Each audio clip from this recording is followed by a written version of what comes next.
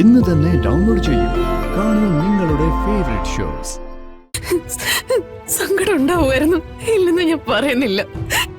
പക്ഷെ എന്റെ പ്രാണനായിട്ട് ഞാൻ കൂടെ ഉണ്ടാവായിരുന്നില്ലേ? അയ്യോ അയ്യോ ഈശ്വര, അമ്മ.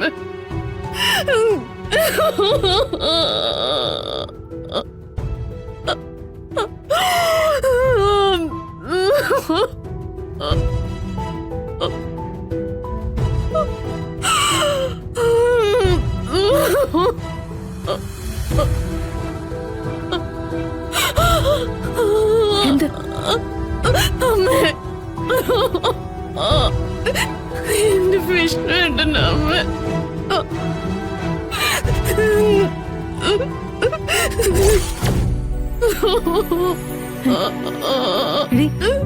എന്റെ വിഷ്ണു ഏട്ടൻ പോയി.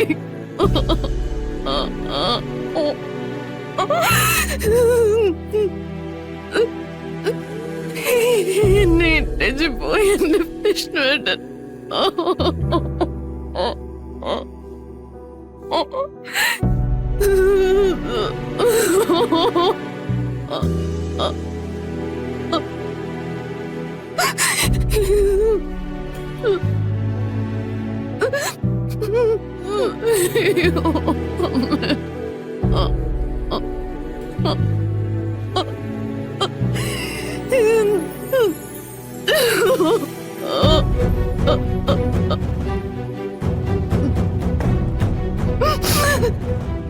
എന്റെ വിഷ്ണു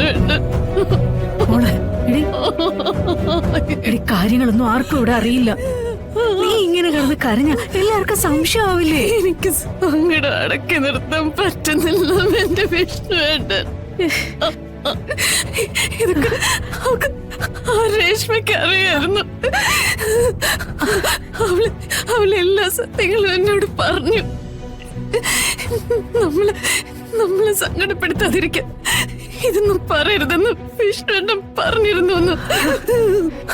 അതുകൊണ്ട് അവള് പറയാതിരുന്നെന്ന് എന്റെ വിഷ്ണുവേട്ടൻ.